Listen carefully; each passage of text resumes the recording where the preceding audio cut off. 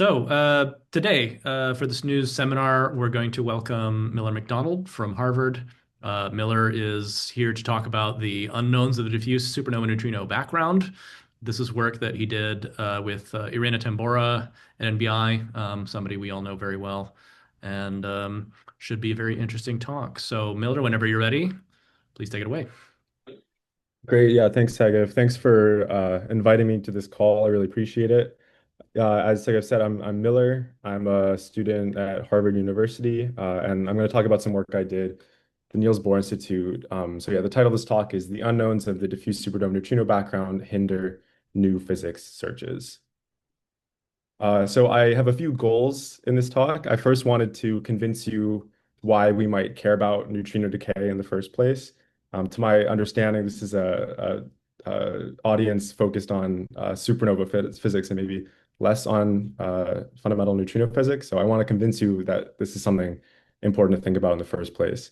I then want to try and connect that to the diffuse supernova neutrino background and convince you that the DSMB could add to the story a little bit.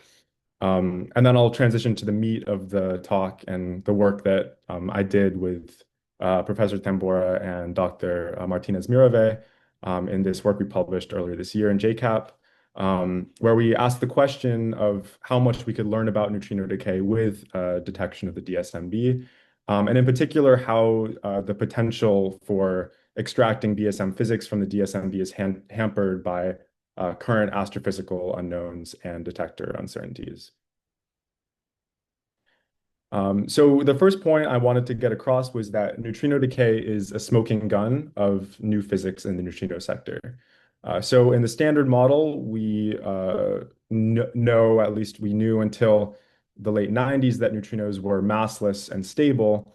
And then the famous discovery of neutrino oscillations in 1998 by Super K and Snow told us that at least two neutrino mass states are massive, that the mass matrix is not diagonal.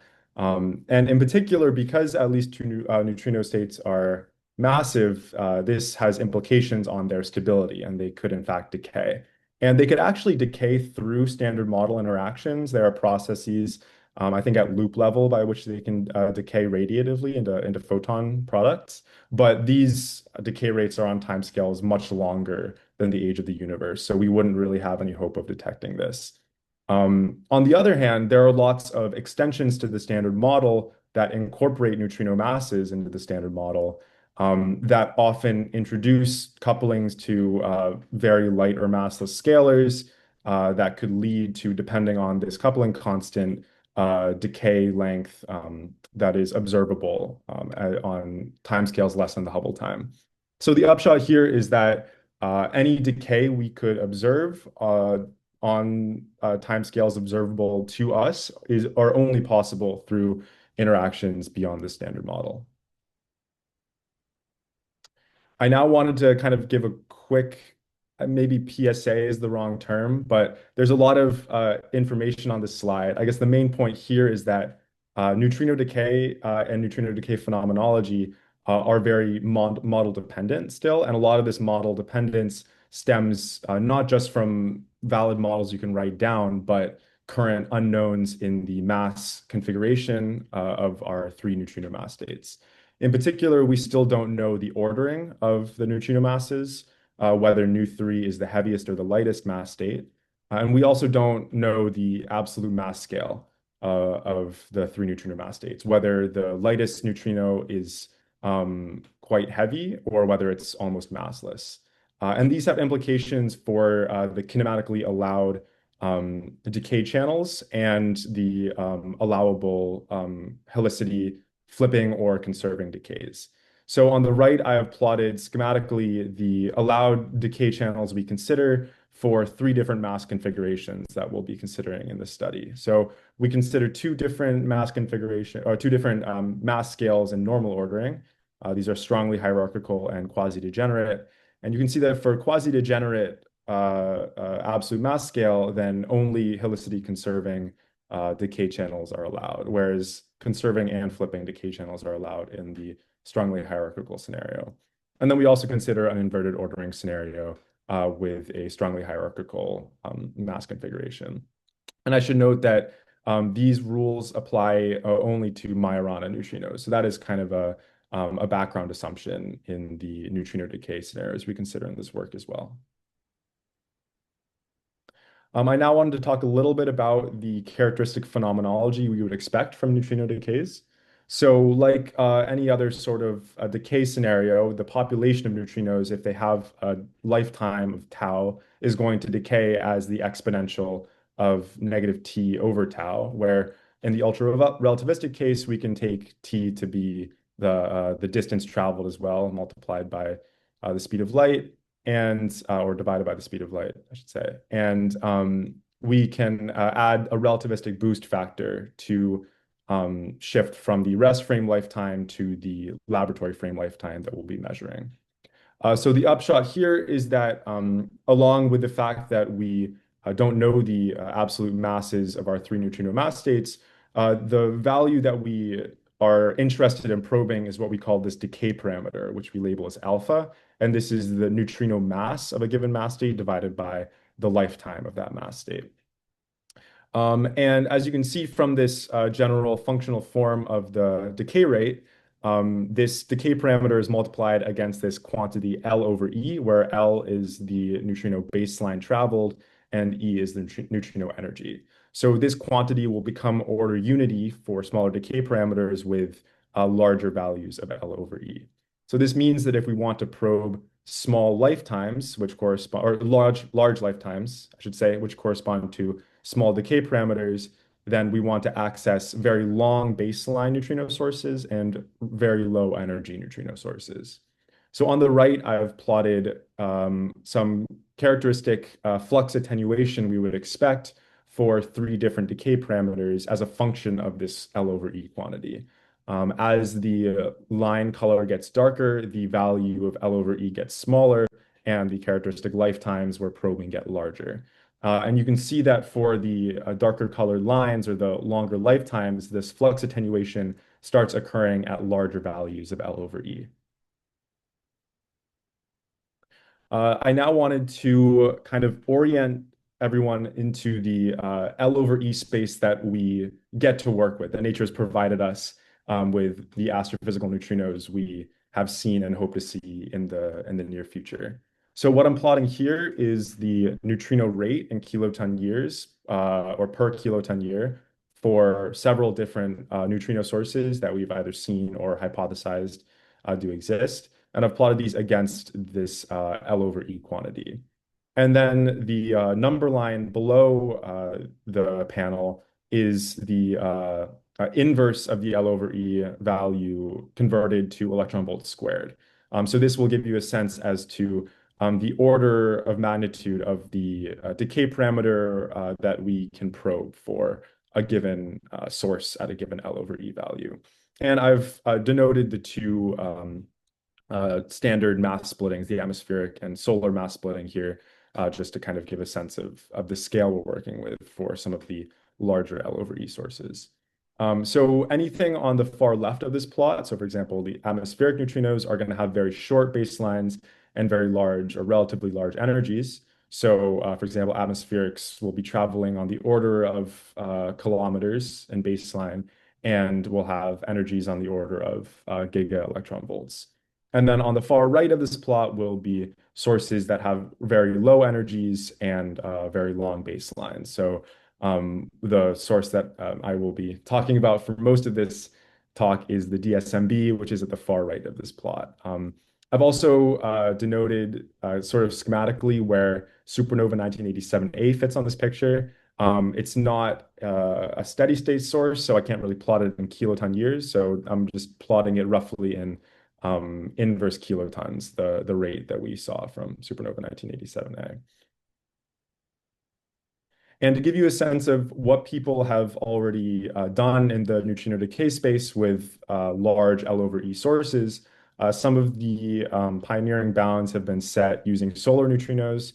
So this work in 2015 used solar neutrinos to set bounds on given decay parameters up to around 10 to the negative 13 electron volts squared. These were mostly looking at invisible decay scenarios, so not exactly the sort of models we're considering in this work. People have also used Supernova 1987A to set bounds. So this paper in 2023 used Supernova 1987A to set bounds on a couple of visible decay channels. These bounds are dependent on your assumption of mass configuration. So these bounds assume that the mass configuration is inverted. And if it is so, you can set bounds on a couple of two-body decay scenarios.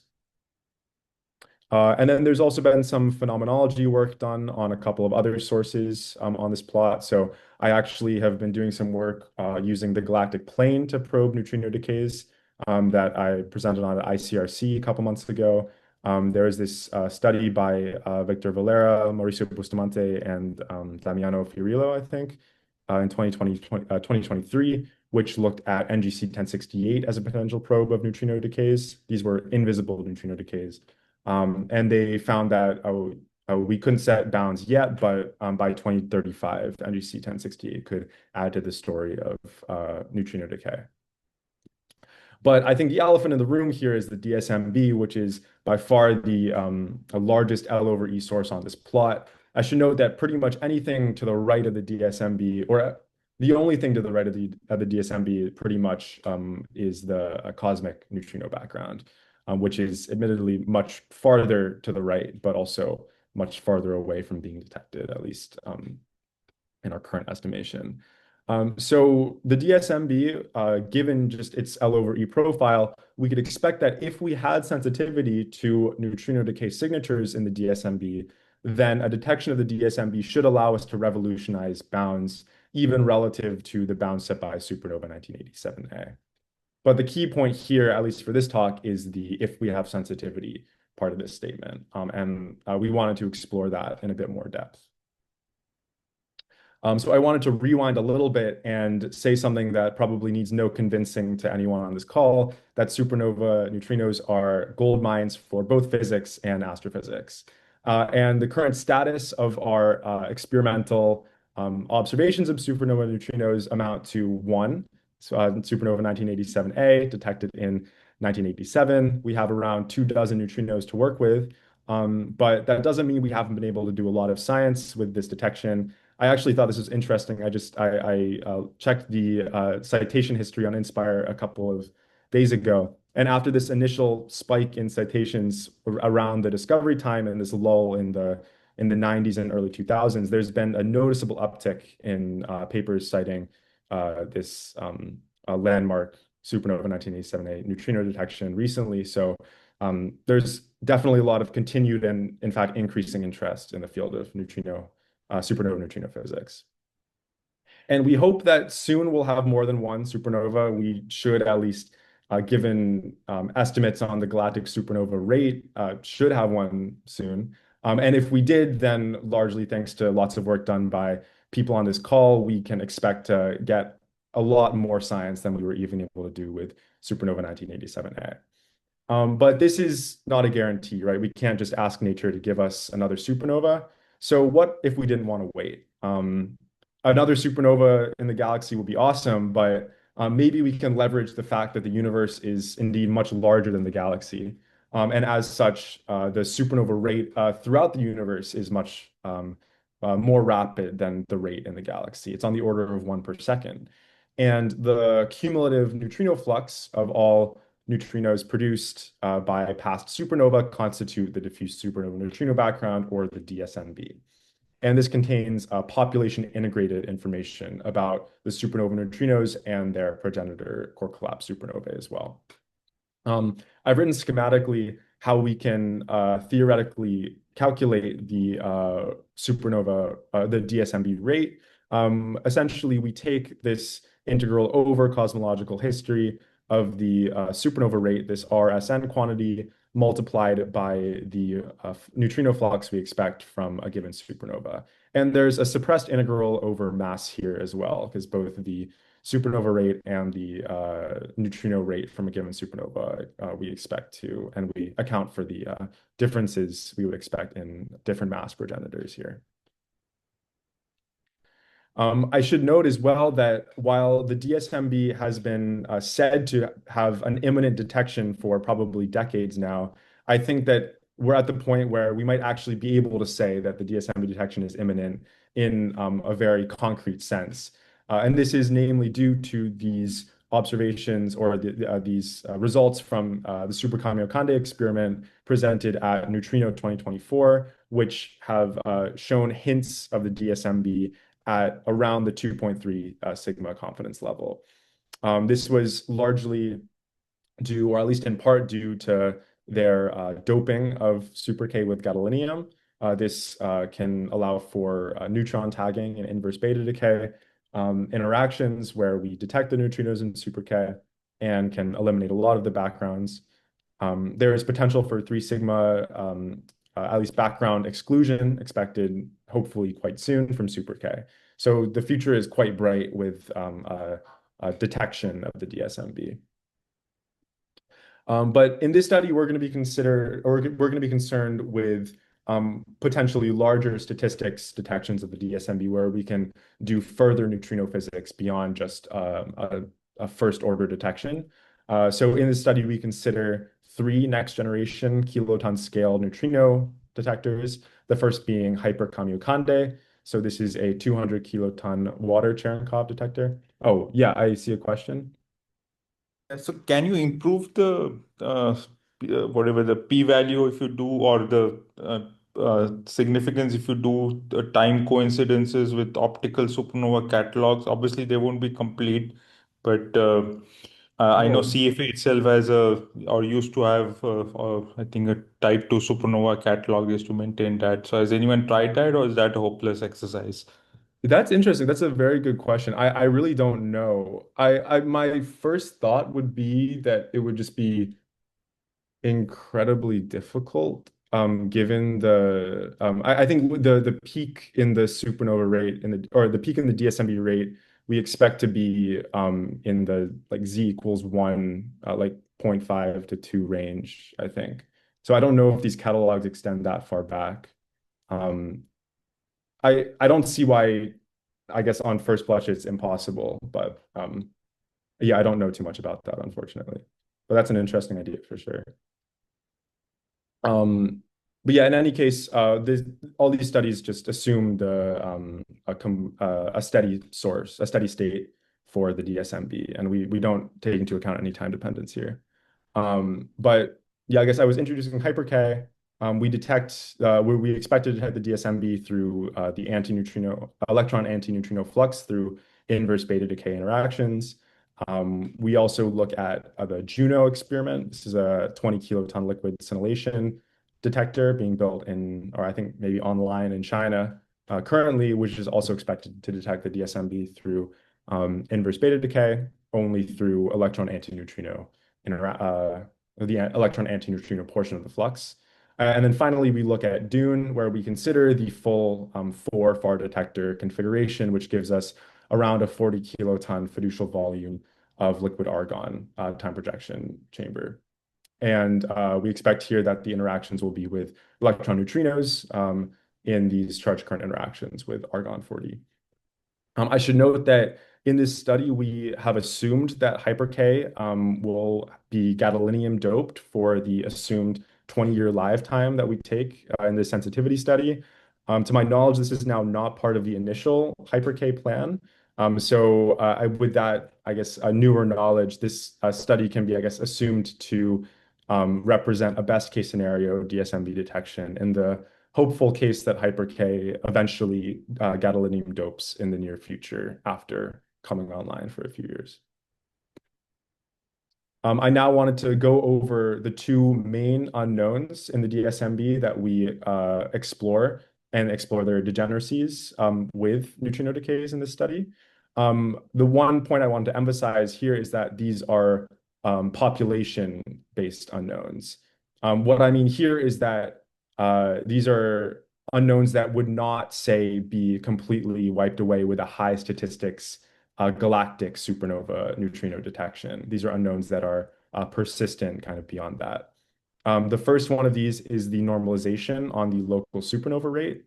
So this normalization uncertainty is directly derived from the normalization uncertainty on the local star formation rate, which is on the order of roughly 40%. and this propagates all the way through to the DSMB normalization uncertainty. So I've plotted the supernova rate as a function of z on the left here with this 40% uncertainty band. And we expect that most of the DSMB neutrinos we'll be detecting are from this z equals 0 to 1 or 2 regime in cosmological history. And then on the right, I've plotted the DSMB electron antineutrino flux, assuming normal ordering in log scale on the y-axis as a function of neutrino energy in mega electron volts. And I've plotted this 40% normalization uncertainty band as well. The second dominant uncertainty we consider are the fraction of black hole forming collapses in the total supernova population. Yes? If you believe the JWST results, right? I mean, so star formation rates might be higher or than I think Madao plots or whatever. If you assume that, I mean, there's still doubts about that. So, but just based on that, does that increase the core collapse supernova rate?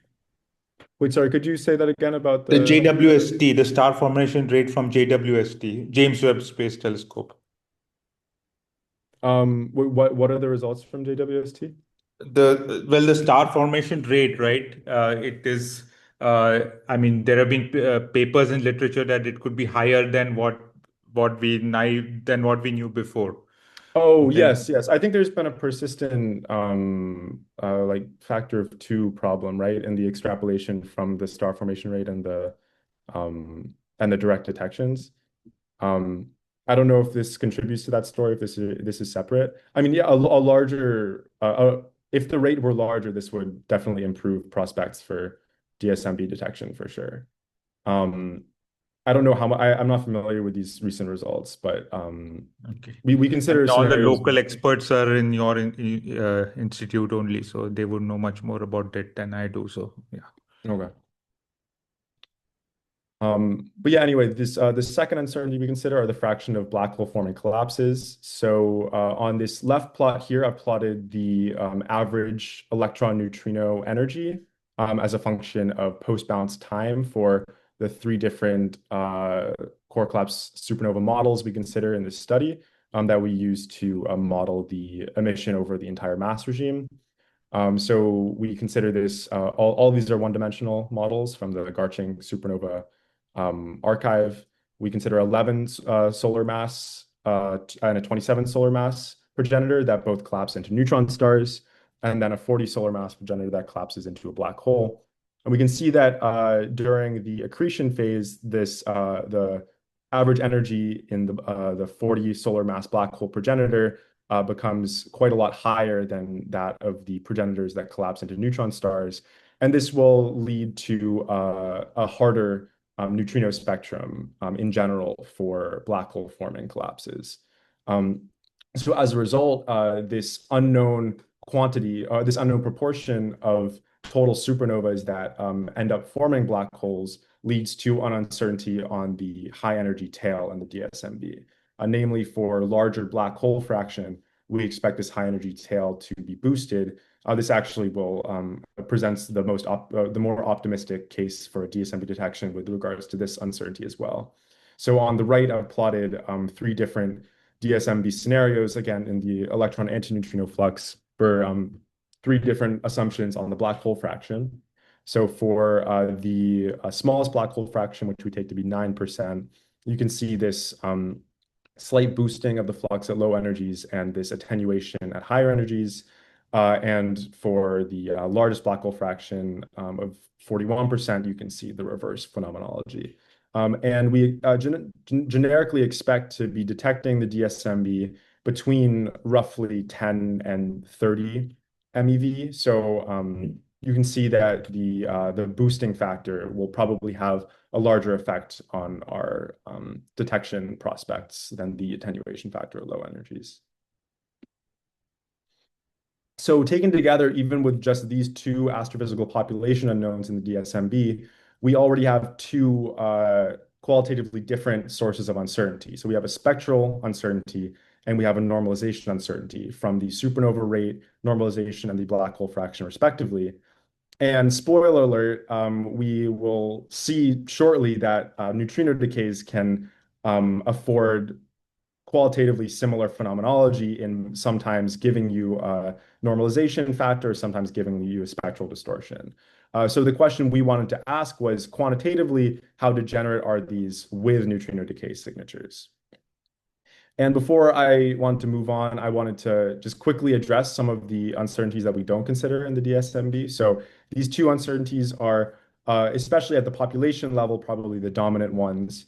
But you can also consider uncertainties on the supernova modeling itself. So, for example, neutrino self-interactions in the supernova, like fast flavor conversions, things like this. You can also input a different cosmological model, different value of the Hubble constant.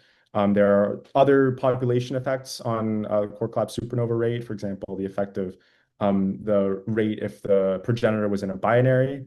Most of these effects are subleading, and you can actually invert this problem, which Professor Tambora and many others have done in the past, where you can ask whether a DSMB detection could give you a handle on probing things like the black hole fraction or the cosmological model of the universe. And these usually these studies also don't consider this degeneracy with neutrino decays. So this is another interesting thing that we hope to add with this study that we've done here. So I'll briefly go over how we modify the DSMB modeling with respect to neutrino decays. So from the left to the right in this integrand, we have our integral over cosmological history like before. And then we have our standard supernova emission, which is the supernova rate multiplied by the supernova flux for a given supernova. And again, we've suppressed this mass integral in this expression. Then the other quantity, this sum of QJIs, denote the flux for the ith neutrino mass state produced by decays from heavier mass states into the ith mass state. And these QJIs have some implicit dependence on the supernova rate and the supernova neutrino flux due to the respective expression for the jth DSMB rate. And then we multiply this entire integrand by this exponential attenuation factor that we talked about several slides ago, which attenuates this flux from the ith mass state into a lighter mass state. And generically, you can consider scenarios where you turn on both the QJIs and this attenuation factor. We looked a little bit into this in the paper, but you get very quickly into dealing with a good handful of free parameters. At the end of the day, we decided to really only focus on two-body neutrino decays, in which case you would really only turn on either a QJI or this attenuation factor for a given mass state calculation. So here I'm plotting some of the simulation we then did by first simulating visible neutrino decays in the DSMB at the flux level, and then calculating the event rates at given next generation neutrino detectors by modeling the DSMBs by modeling the DSMB convolved with the individual detector response. So on the left panel, I've plotted a case in inverted ordering where the heaviest mass state in this ordering, nu1, decays into the lightest mass state, nu3. And I wanted to draw your attention to two characteristic decay signatures here, where for what we could term partial decay, which is for the relatively small values of the decay parameter for this this given L over E profile. In this case, this is 10 to the negative 26 electron volts squared.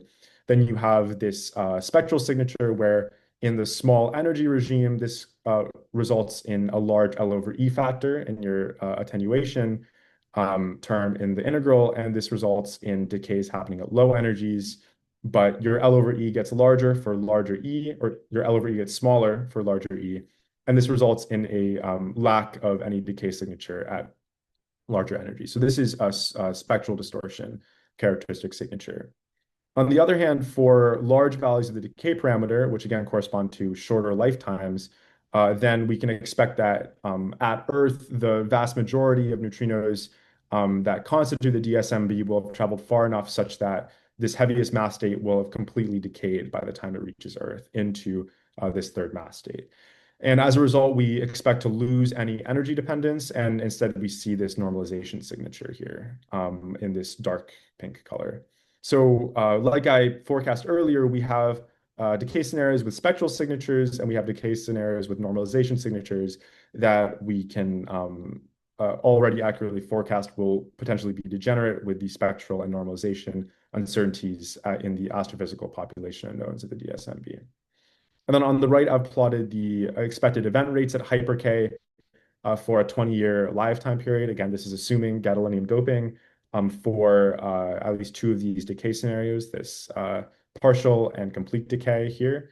And I've also plotted the backgrounds we expect for two different scenarios. One where we can assume that we are able to remove these pesky atmospheric neutral current backgrounds. Some recent work has suggested that this is possible with machine learning methods. And then another scenario where this is not the case. So we then went on to calculate sensitivities to visible neutrino decay channels, assuming a three-way combined data analysis of Hyper K, Dune, and Juno, all assuming a 20-year lifetime for the three experiments. And we considered two scenarios in this case. After a 20-year period, we might expect that we would hopefully see improvements in the theoretical and observational handle of the DSMB modeling and DSMB detection. But in a conservative case where we do not assume any of that, we take all of the astrophysical unknowns and the background uncertainties to be at their current level. So for the astrophysical unknowns, this amounts to your 40% uncertainty on the supernova rate normalization, a free black hole fraction between 0 and 41%. And we take all the background uncertainties to be at a flat rate of 20%, and we assume that we can't reject these hyper K backgrounds. In the optimistic scenario, I should also note we assume we don't know the mass ordering as well in the conservative case. In the optimistic scenario, we assume that all of these astrophysical and background uncertainties have been reduced to an overall factor or a factor for each individual uncertainty of 5%. For some of these cases, for example, in the background uncertainties, this is a bit more of a just a kind of what if scenario. For the dominant astrophysical uncertainties like this supernova rate uncertainty, this 5% is relatively well motivated by forecasts that include potential observations by these large sky surveys like LSST that will hopefully bring this uncertainty down to the 5% level after 20 years. We also assume that we can reject these hyper K atmospheric neutral current events. And then on the right here, I've plotted our sensitivity results for 9 different decay channels that we've considered in this study. These are grouped by their mass configuration assumptions. So we again assume normal ordering for both a small absolute mass scale, that's the NOSH, strongly hierarchical case, and then a large absolute mass scale, that's NOQD, or quasi-degenerate. And then we also consider decays in the inverted and strongly hierarchical mass configuration. And the upper bounds at a 90% confidence level are plotted in solid colors for this conservative scenario. And you can quickly see that we can only gain a handle on one two-body decay channel in this conservative detection and analysis scenario. Meanwhile, for the optimistic case, we could potentially set bounds at the 90% confidence level on all decay channels considered, at least for 2 mass configuration assumptions. But more things that should be noted are that even in this optimistic case, if the neutrino mass configuration were normally ordered and strongly hierarchical, which is most certainly not ruled out, then at least under these detection assumptions and modeling assumptions, we could actually not constrain any of these visible decay channels, even at a 90% confidence level, even assuming optimistic assumptions like gadolinium doping of hyper K, for example. I haven't plotted any existing bounds on this plot because they're all far off to the right. So if you remember for the supernova 1987A bounds, these were set at around 10 to the negative 21 electron volts squared in decay parameter space. So the far right of this plot is at least 2 orders of magnitude better than that. So this kind of underscores the fact that if we were able to gain sensitivity to these decay scenarios, we would be able to dramatically increase our understanding in these neutrino decay channels. So having kind of done an initial study examining this degeneracy between decays and astrophysical unknowns, we wanted to further consider degeneracies between different decay scenarios and BSM scenarios more generally. So the generic scenario we consider here is if we were to see a non-standard DSMB signal, something that was not commensurate with our modeling, assuming standard model interactions and signatures, then at what confidence level could we ascribe a given signature to a given source decay scenario? So on the right here, I've plotted essentially a confusion matrix where what we do here to fill in each box in this lower triangle is we take the decay scenario on the y-axis, oh, sorry, on the x-axis, and we inject this result into the analysis. So we assume that the detection of the DSMB is commensurate with what we would get for this given source decay scenario. And then we test whether we could distinguish this decay scenario and this detection from another decay scenario, which we plot on the y-axis. So for every pair of decay scenarios where their intersection is in blue, then this results in a scenario distinguishable at the 90% confidence level, and everything else is indistinguishable even at this level of statistical significance. So for the conservative scenario, which I've plotted here, this is quite pessimistic. So even with a non-standard DSMB signal, we just simply don't have a good enough handle on not only the statistics, but also the astrophysics and the detector uncertainties to be able to tell these decay scenarios apart at all. In the optimistic scenario, things look a little better. So again, we're assuming the mass ordering is known here. That's why this rectangle in the bottom left is entirely checkered out. But the point still remains that even for these more optimistic cases of inverted ordering, strongly hierarchical, and this quasi-degenerate normal ordering case, where we were able to set bounds in the event of a non-detection, as I showed on the previous slide, there are still several cases where you have degeneracies between different decay channels in the event of a non-standard detection. And first, strongly hierarchical normal ordering, the case is pretty hopeless still. And we could take this even further by asking whether you could distinguish between visible decays and other potentially very disparate sources of BSM physics that could lead to similar signatures.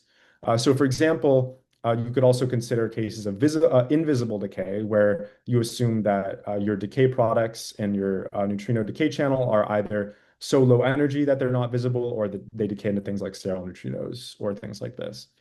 And due to the fact that we only detect neutrinos in their electron neutrino flavor, then decays into nu3 are very degenerate with decays into invisible products at hyper-K, Juno, and Dune. So in this inverted ordering scenario plotted on the left, I've plotted in solid colors decays from nu2 and nu1 into nu3, respectively. And I've plotted the corresponding nu2 to an invisible product and nu1 to an invisible product in dashed lines. And you can see very, at least qualitatively, very small separation. And then in the paper, we make this quantitative as well. And then on the right panel, we kind of for fun just considered this completely different source of ultra-long baseline propagation, which is this quasi-Dirac neutrino scenario. The details here aren't super important, but the main motivation for quasi-Dirac masses is just simply another way of explaining the neutrino mass mechanism that happens to result in ultra-long baseline phenomenology as well.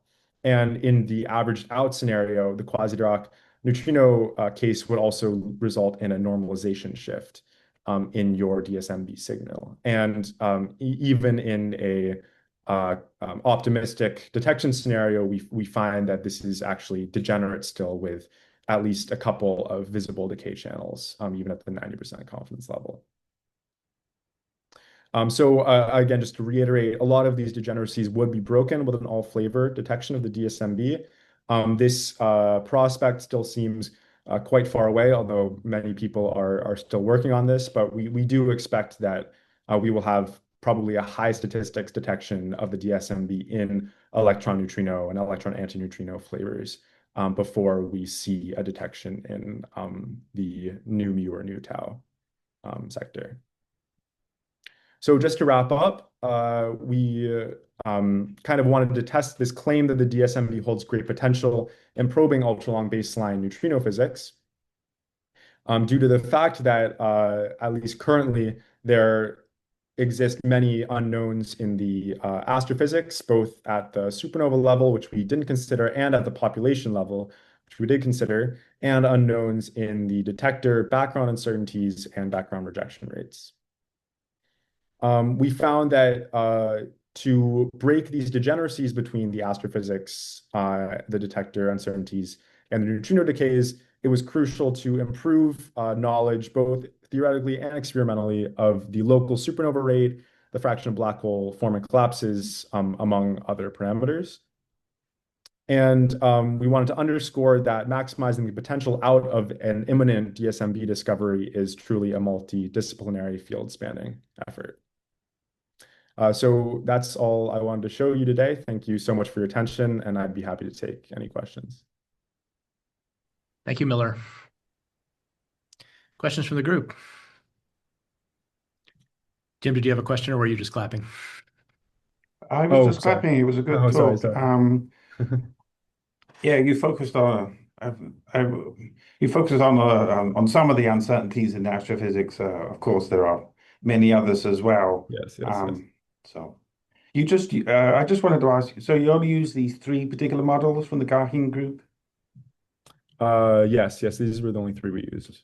Okay, and so some saltpeter IMF. Yes. All right, thanks. And then how did you extrapolate? You've only got three. How did you interpolate between them? Sorry. Yeah. I should have had a backup slide on this. I forgot to make one. Essentially, we just bounded different mass regimes where we took a given model to be the characteristic emission. So I forget the exact regimes. I think for the 11 solar mass progenitor, we took that to be characteristic of the 8 to, I think, 15 solar mass range. For the 27 solar mass progenitor, this was 15 to somewhere around 30. I forget the exact details. I can get these to you later for sure. And then for the black hole forming collapse, we took that to be characteristic of the entire regime, which is definitely a simplification for sure. But then we modeled the black hole fraction by varying the regime where we integrated over this specific black hole forming collapse versus the other two neutron star forming models. I'll jump in with a question. For black hole forming collapses, can you remind me what's the current kind of guess as to what that fraction is? Yeah, so I think I think it is pretty wide open up until this like 41% upper limit. I think that this 41% upper limit is I forget the specific source of this limit. I think it has something to do with like red supergiant observations. But I think one of the exciting things about the DSMB that has been consistently shown really is its potential in probing this black hole fraction parameter, given how hard it is to do so optically. Yeah, I guess a follow-up is how much it can come from the other direction where now with the big transient factories that are going online, what the possibility is to constrain this optically. I guess there's at least one, if not a couple of supernova candidates that are suspected to be optical observations of a black hole forming supernova. Yeah. But I don't know, have you seen any forecasts from like LSST specifically about this? I don't think I actually haven't I've seen the forecast for the supernova rate normalization, not actually for the black hole forming collapse fraction though. That would be interesting to see whether they've done that though. Can I jump in here? Please. I think one of the issues is we don't know what a black hole forming supernova would look like. It's probably not just that it would disappear. There would be something, and that something will probably look like a lot of other transients when you have a million transients. So I think that will be a big issue approaching it from the LSST side. But it'll be better than we can do now, I think. So it'll be interesting. Yeah. Other questions? I'll ask another one. You mentioned that you can constrain these different scenarios if the mass hierarchy is known. Inverting that question, if we don't know the mass hierarchy, of I mean, we should, I guess, on the timescale of 20 years, but let's say we don't. Can the DSMB by itself, if you're able to put sufficient limits on the neutrino decay, basically say, Yeah. okay, it's got to be inverted if it's really low? Yes, I think the answer is yes, but with like huge asterisks on it. In that like in principle, you would see different signatures for inverted and normal ordering. But I don't think there's any real prospects in getting there with the DSMB before any sort of terrestrial experiment. I think there was work done by Professor Tambora and some collaborators in 2018 where they kind of wrote this paper testing supernova unknowns with the diffuse supernova neutrino background, where I think they looked into this as well. Okay, I think I've waited an appropriately awkward time. So seems like there's no more questions for Miller. So let's thank him again for a really nice talk. Yeah, thank you all.